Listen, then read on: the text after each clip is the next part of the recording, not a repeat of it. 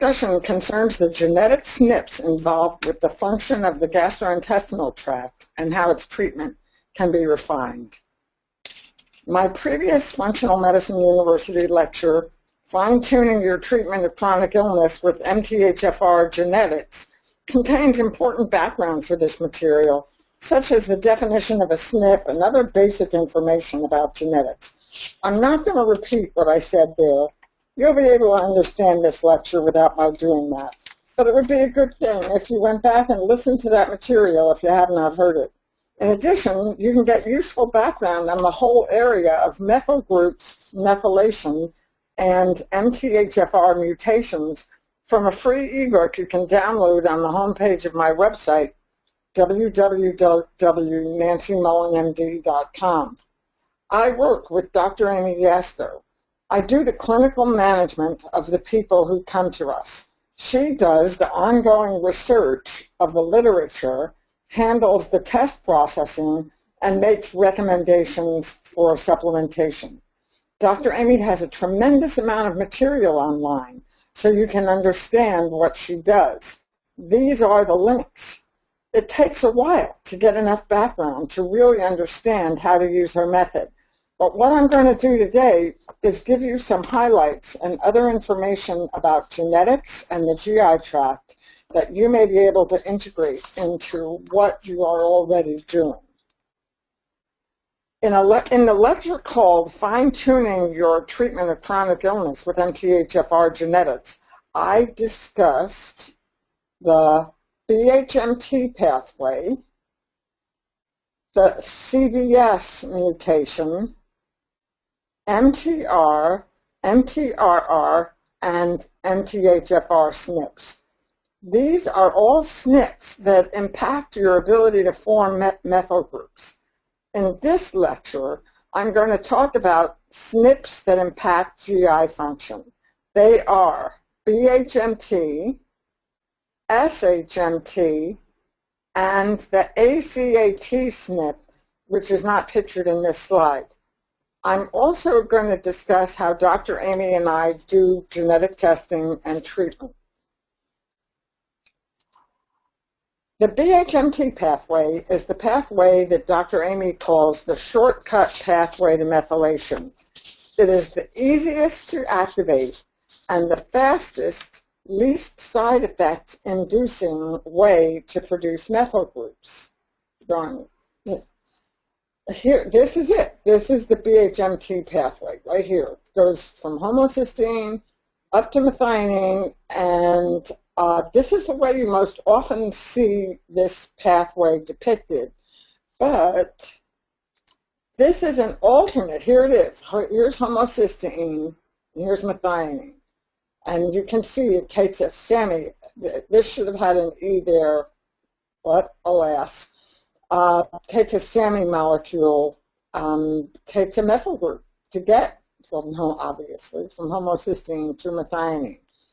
Okay, so this lays out all of the substrates in the pathway. BHMT is here at 11 o'clock. It catalyzes this conversion from homocysteine to methionine. We use phosphatidylserine complex, a phosphatidylserine complex supplement to activate this pathway because it has phosphatidylserine. Phosphatidylserine and phosphoserine are the same thing. Same with phosphatidylethanol and phosphoethanolamine. These are like, I don't know who put this slide together, but anyway, PS, PC, PE, and it pushes this pathway, and it gets the methylation process happening.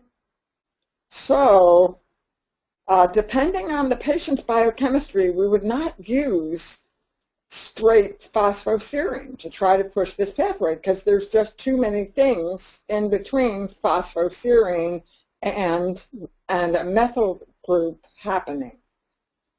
So we move this pathway knowing the patient's biochemistry. So how do you know the patient's biochemistry? Here you can see the utility of a urine amino acid test. Many of the substrates in this pathway are measured on this test. They appear on page 1 and 2 of the test results. You can tell how well the patient's BHMT pathway is functioning from this data. I am not trying to demonstrate anything with the results on this sample test report. For example, methionine is very low and taurine is really high. Ignore those and any other findings. I mean to show only that by doing this urine amino acid test, you can get the level of methionine and let's see, glycine, which is down here, and serine. And then on page 2, you can get, page 2 has the level of ethanolamine,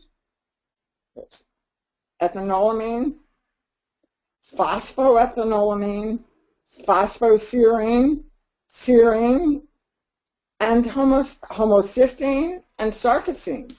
So now, if you look at this again, and you start, you've got the level of sarcosine, you've got the level of glycine, you've got the level of serine, phosphoserine, phosphoethanolamine. You don't have the level of phosphatidylcholine. You've got the level of not homocysteine, but homocysteine, which is oxidized homocysteine, and methionine.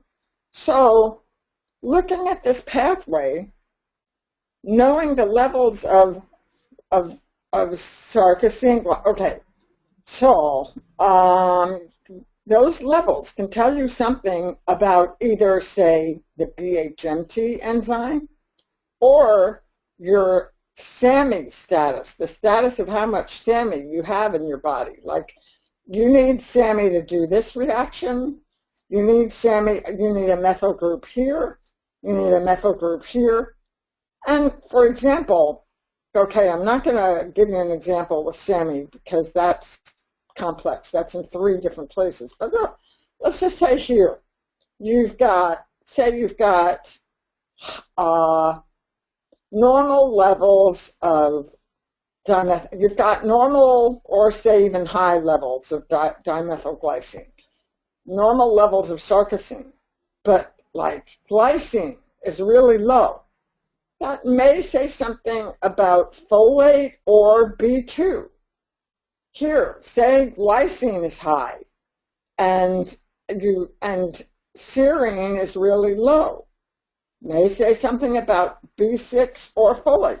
If sarcosine is really high, glycine's low, serine's low, but phosphatidylserine is a normal level, you may want to suspect folate. You have to use your, something like clinical intuition here. And obviously, if serine is high and phosphoserine is low, maybe you're low in magnesium, and that's where other testing comes in. So, okay, this is what Dr. Amy's nutrigenomic test looks like. A SNP in BHMT 1, 2, or 4, which I showed you before, that pathway that goes straight from homocysteine up to methionine. A SNP in BHMT 1, where's that? A SNP in 1, which this one does not have a SNP, in 2 or 4, is a downregulation of the activity of the BHMT enzyme. So you'll see homocysteine. There are many other things that lead into that pathway, and so you may not see anything building up. But it is a down, 1, 2, and 4 are down regulations. This isn't too bad. I don't have to talk this fast. SNPs in BHMT 2, 2, or 4 are associated with increased gastrointestinal issues. It's just an association. And I'll postulate something causal. Decreased production of methionine mediates decreased production of methyl groups. Fewer methyl groups can mediate decreased immune function. Immune function is really critical for the GI tract in order to keep the organisms in the microbiome in check. Microbiome is a fancy word for all the organisms in your gastrointestinal tract. Stress or high cortisol levels can upregulate the activity of BHMT. BHMT upregulation may play a role in attention deficit disorder or attention deficit hyperactivity disorder by increasing norepinephrine levels. A mutation in BHMT8 in particular, like this person, may have a tendency to be ADD or ADHD. BHMT8 in particular generates increased enzyme activity. This person also has an SHMT mutation. You can really expect this person to have GI issues. Sometimes I am concerned about moving over these concepts so quickly, but this is a 1-hour lecture, and I want to give you this material in bite-sized pieces. I want to just kind of go over the important concepts, so at least you'll be familiar with the basic concepts, and then later in the future I can focus down to more detail. So, moving on to the SHMT enzyme. Serine hydroxymethyltransferase shifts the emphasis of the methylation cycle away from the production of methyl groups toward the production of one of the components of DHA, the purines. Okay, this is the methionine cycle. It is over here that methionine gets adenosylated and becomes acetylmethionine. Acetylmethionine is the body's main methyl donor. Acetylmethionine gives away its methyl group, becomes acetyldenyl homocysteine. The adenosine part of that molecule splits off and it becomes homocysteine. Now, homocysteine needs to get a methyl group put back on it. Oh, nuts. Either through this pathway or by going through the MTHFR area, either one of those pathways. But an SHMT upregulation shifts the emphasis of the methylation cycle away from the production of methyl groups toward the production of the components of DNA. So out here, it shifts. SHMT grabs this 5,10-methylene tetrahydrofolate and takes it in this direction instead of keeping it in the methylation cycle where it can turn into 5-methyl tetrahydrofolate and then go here and contribute to the making of homocysteine into methionine again. This is what we want to do.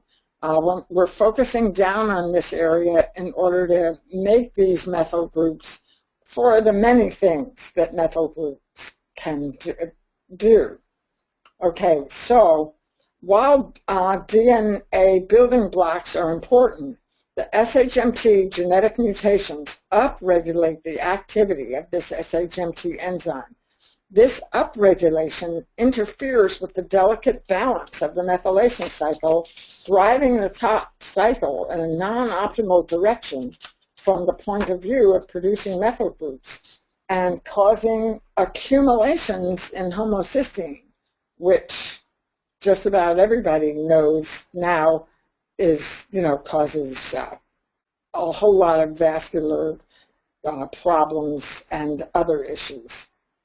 Besides mutations, Heavy metals also alter the expression of the SHMT enzyme, enhancing it and driving the cycle away from methyl group production. In these lectures, Dr. Amy exhaustively discusses and documents the fact that gastrointestinal organisms harbor metals. Metals accumulation in these organisms can be up to 50% of their dry weight. She enumerates the ways in which abnormal organisms get into the body and documents the fact that the toxic metals they harbor produce symptoms. She further demonstrates that when abnormal GI organisms are treated and removed from the body, documented metal excretion occurs and patient function improves. Brace yourself. These talks are, I think this one is 2 hours long. She likes to prove her case and show you all the reference material, etc. Dr. Amy elaborates in particular on the impact of metals on increasing oxidative stress and decreasing the function of the methylation cycle.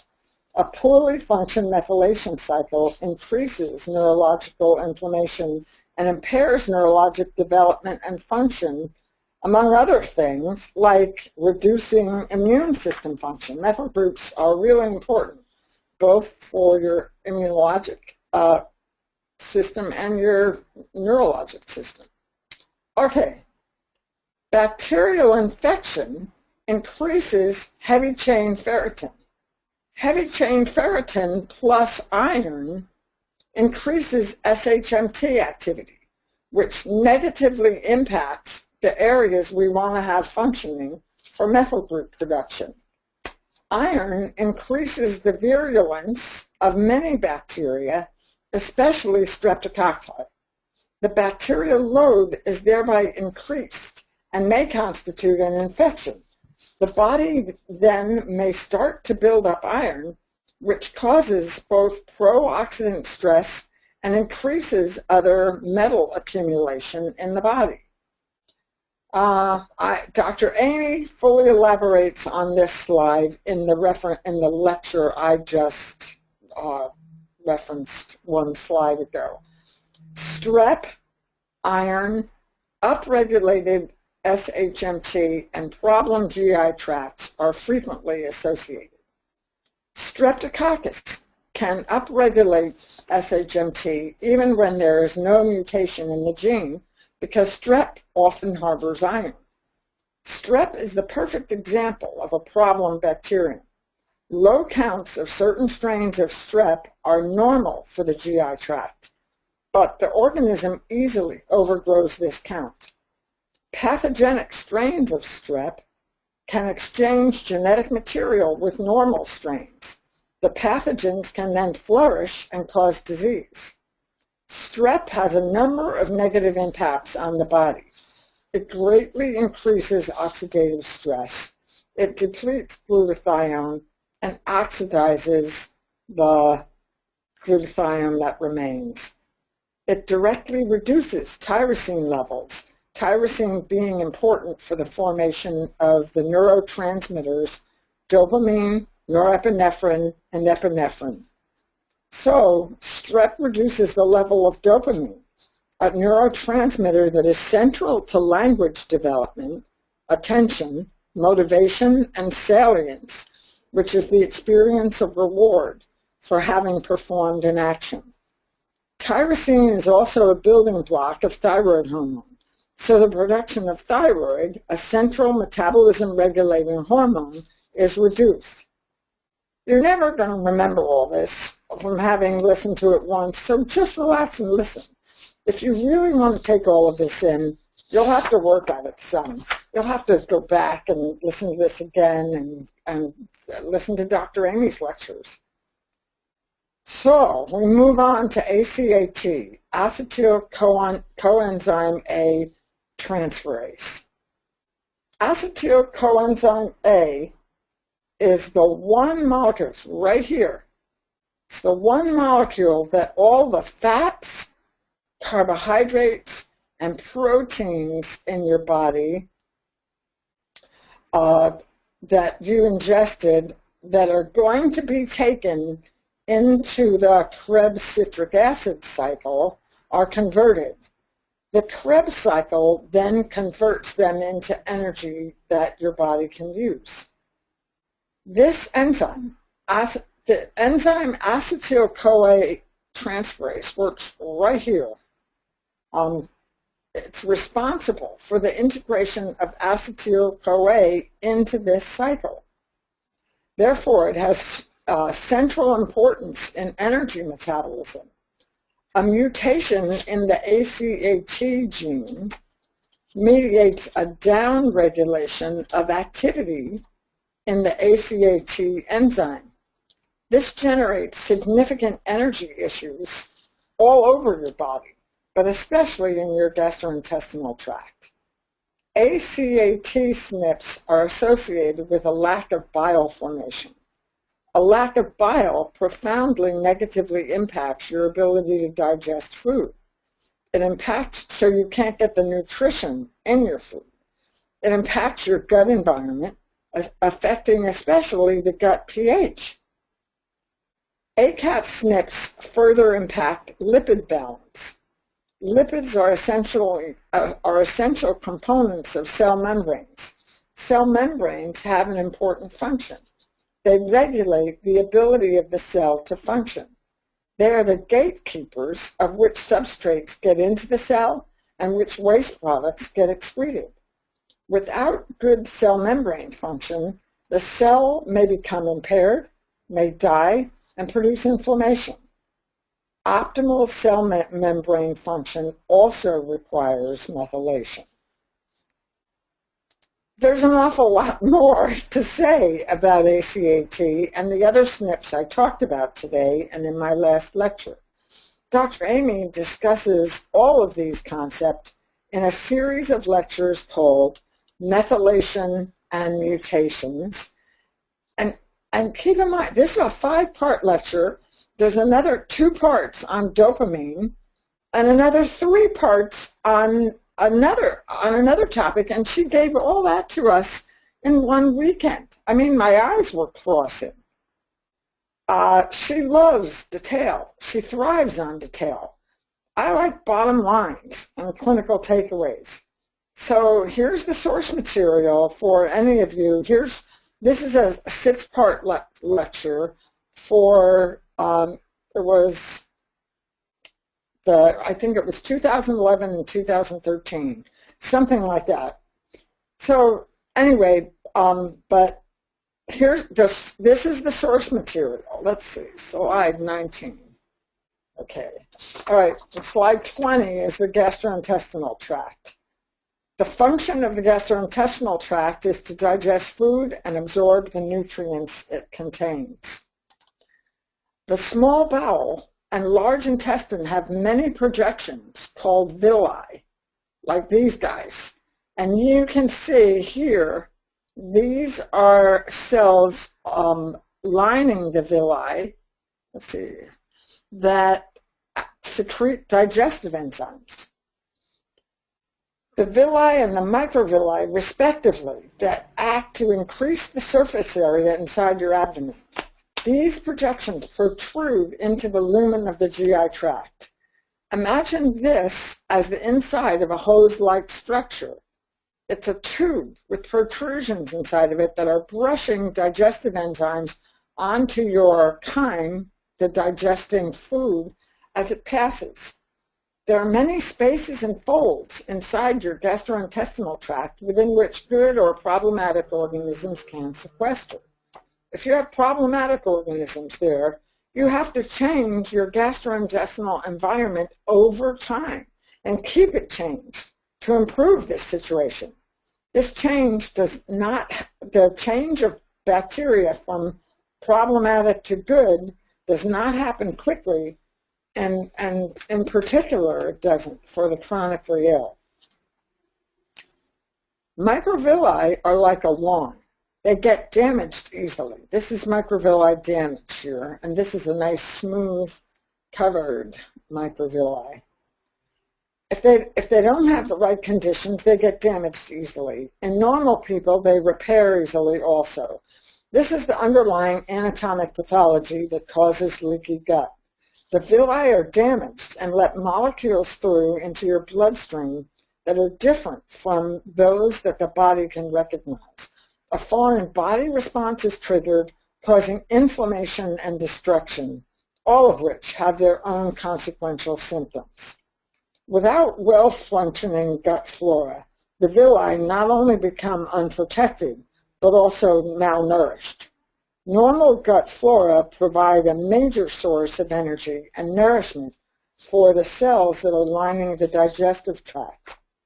Normal digestion and absorption of food is significantly impaired without well-balanced gut flora, which has the ability to digest proteins, ferment carbohydrates, and break down lipids and fiber.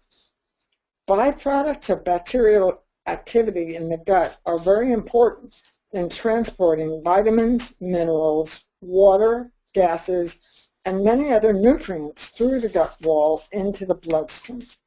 Among essential or beneficial flora are bifidobacteria, lactobacteria, physiological strains of E. coli, and enterococci. These are the most important groups and the most numerous in a healthy individual. GI bacterial mass weighs between 1.5 and 2 kilograms in the adult and is the greatest source of foreign organisms in your body. This is the microbiome. Some authors consider the microbiome to be another body organ. There are more organisms in the microbiome than cells in your body, and that means collectively these organisms harbor more genetic material than you have yourself. And then think about it.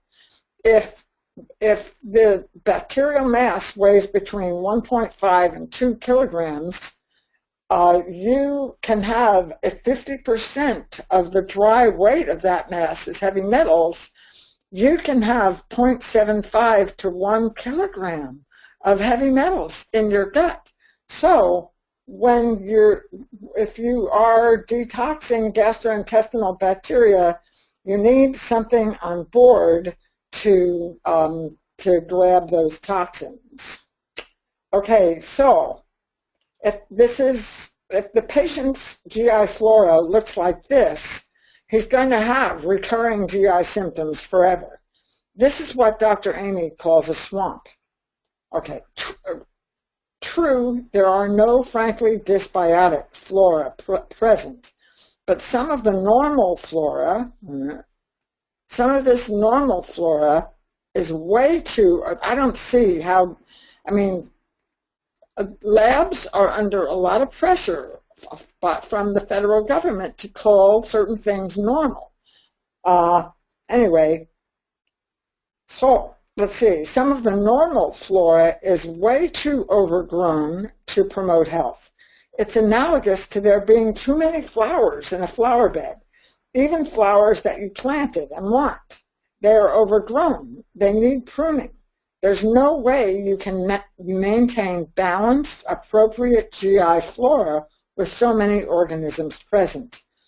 Dr. Amy recommends knocking back any of the flora she has circled with the agent that she noted alongside the circle.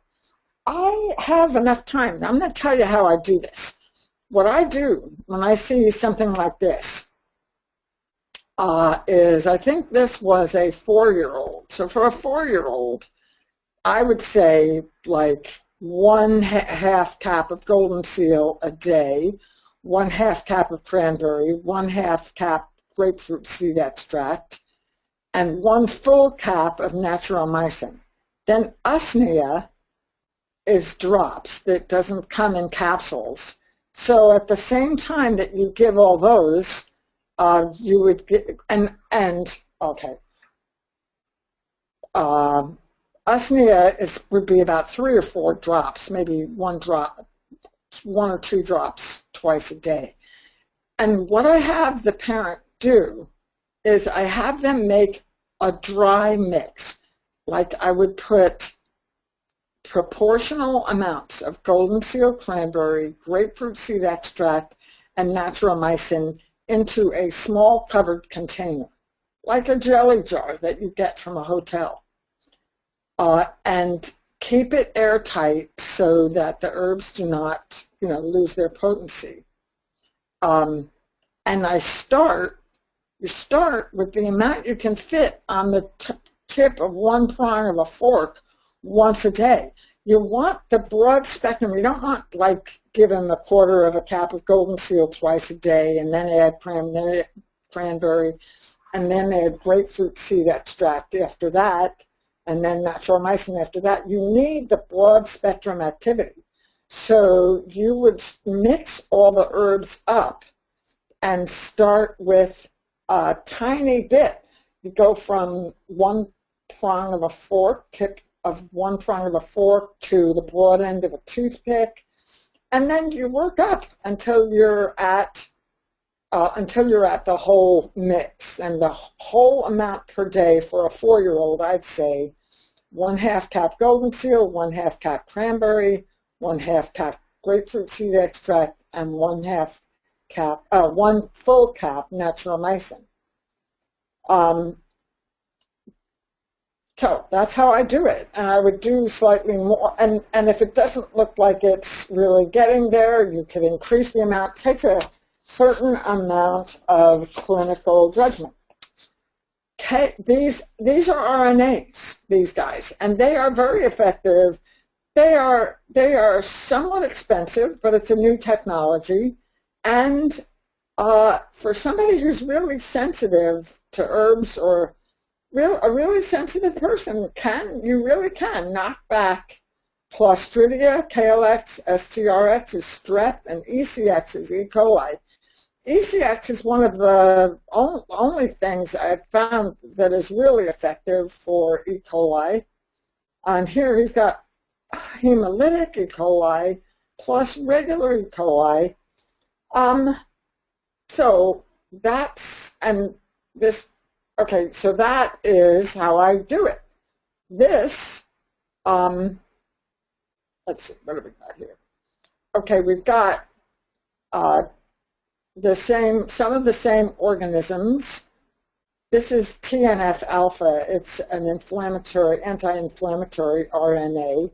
Here's caprylic acid and grapefruit seed extract. Again, I would make up a dry mix, as I described before. I'm going to move along here. Now this is okay, hang on. Let me just make sure that I said everything I need to say. Okay,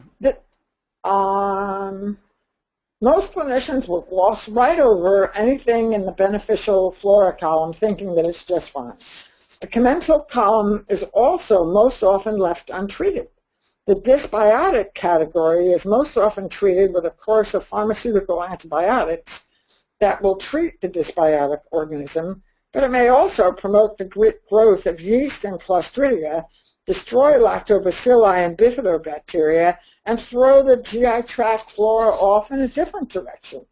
When you're dealing with the GI tract, especially with the GI tract of someone who is immune impaired, you cannot treat these bacteria in one fell swoop, as you might be able to do, with someone who is not immune impaired and who had acute infection. Chronically ill patients may have immune suppression for multiple reasons.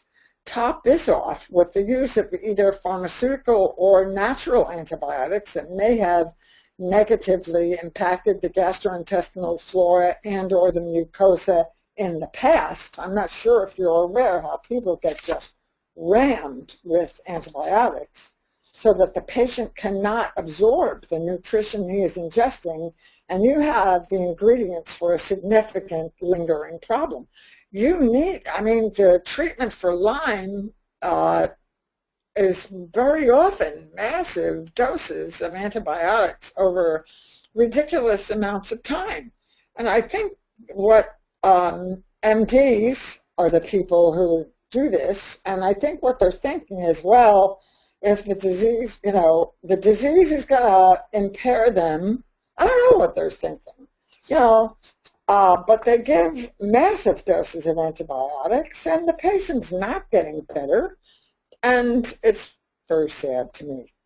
Okay, so you'd be surprised how common it is to find gastrointestinal bacteria that culture out like this among the chronically ill. Either pharmaceutical or natural antibiotics work best in the presence of a functioning immune system.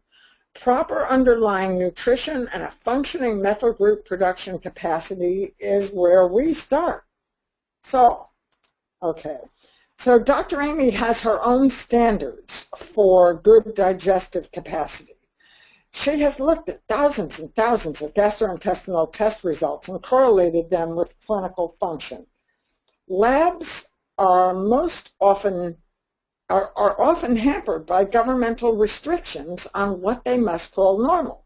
So here's a situation in which the lab is saying that any elastase over 200 is normal, and she is saying a pancreatic elastase of 326 needs support, and she is suggesting special digestive enzyme and ACAT caps. There is a compounded supplement that she has called ACAT BHMT. It's named after the enzymes. And it has a lot of proteolytic enzymes and other supports for the gastrointestinal tract in it.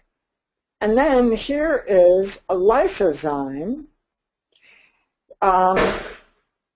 Okay. And here's lysozyme that is supposed to be normal. Anything under 600 is supposed to be normal. Well, she's calling 416 abnormal, and she's suggesting that that this patient use inflammatory pathway caps on it, bowel RNA, and general nucleotide blend. It's very easy when you have. It's unfortunate the patient doesn't get insurance coverage on these tests. But we get people who have been to everybody. They've been everywhere.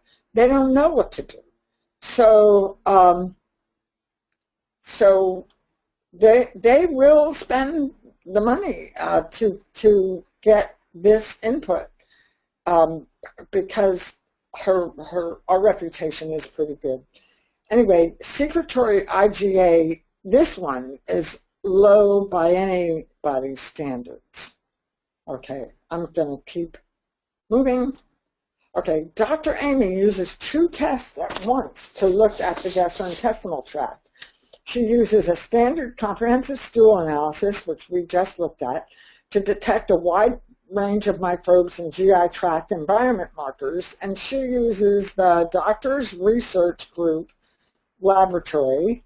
She uses their Pathogen Plus profile to look for very specific, harder to find organisms like H. pylori. That is pretty much specifically why she does this test. H. pylori is very difficult to find. She's keenly interested in H. pylori.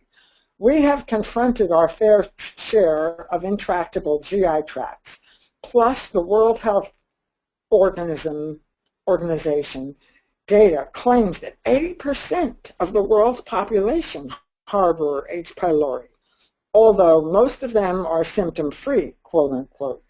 Given that most mainstream medical organizations could not tell a symptom from the broadside of a bone, and many spend a great deal of time and effort doing anything but calling a symptom, Dr. Amy started looking in earnest for H. pylori among the chronically ill. Started looking for kids with autism who just were not able to correct their gut. And sure enough, she found it. She made the discrimination that H. pylori is one of the underlying factors for intractable GI problems. The DRG Pathogen Plus test uses a PCR probe, a DNA probe, to detect H. pylori organisms. Anaerobic bacteria in particular are very difficult to culture. And H. pylori, you can get so many false negatives, and you'll be lost. You'll end up in the water. Forget it. Okay, So this is the second page of the DRG Pathogen Plus test. It reports parasites that have been looked for with a PCR probe. It's pretty good at finding these parasites. However, there are more parasites out there that you can have. So mainstream labs do not even consider pathogenic parasites that alternative doctors know cause symptoms and treat, such as blastocystis. It's very handy just to call a pathogen normal if you do not want to deal with it for whatever reason. Some credible people feel that there are mainstream forces out there that actually want to keep the populace at large sick and disabled. Who knows? An extraordinarily large percentage of the chronically ill population have parasites. In my opinion, it's up to 50%. Do not count on finding a parasite with a mainstream lab test. It just won't happen. Do not be surprised when you have a patient who has many florid symptoms of parasites and their mainstream parasitology test comes back normal. The stool analyses that even alternative labs do routinely are very poor at finding microscopic parasites and never even look for macroscopic species. This is really a problem because parasites are one of the organisms that make it impossible to get the GI flora balance correct if you miss them. The parasitology test I use is done by Raphael D'Angelo, MD, and can be accessed at this email address. His testing is great, the best I have found. The recommendations are invariably essential oils combined with silver. My patients are heavy metal toxic and can't use silver. So I use a pharmaceutical followed by long-term botanicals. Well, I already said quite a bit about H. pylori, but Dr. Amy said more. She said this is 4 hours of lecture on it containing every fact you would ever want to know about H. pylori. Well, let me see. H. pylori is a spiral-shaped bacterium that lives in the stomach and duodenum and has a unique way of adapting in the harsh environment of the stomach. Inside of the stomach is bathed in about half a gallon of gastric juice every day. Gastric juice is composed of digestive enzymes and concentrated hydrochloric acid, which can readily tear apart the toughest food or microorganism. H. pylori lives there. This is a very old, very well-entrenched organism when 80% of the world's population has it. The stomach is protected from its own gastric juice. This is surfactant. This is a thick layer of mucus, and these are the epithelial cells of the stomach. H. pylori lives in this mucus layer and down in between the cells of these epithelial cells. It has, besides the mucus, it has another novel way of protecting itself. Urea is very plentiful in the stomach, and H. pylori has an enzyme called urease that breaks down the urea to form a basic cloud around the organism for protection. The body's natural defenses cannot reach the bacterium. It can't reach it like the immune system certainly can't reach it, the H. pylori, in the mucus layer, and there is a basement membrane here that separates the epithelial layer from the blood flow, so immune globulins can't necessarily reach it either. Okay, well, luckily, Dr. Amy and I wrote a paper called Gastrointestinal Balance and Neurotransmitter Formation, the last 40% of which is on Helicobacter pylori. If you look at this paper before you listen to Dr. Amy's 4 hours of lectures, you may be better able, you'll have some background for navigating the lecture information. You can access the paper from the homepage of my website by pressing publication on the navigation bar.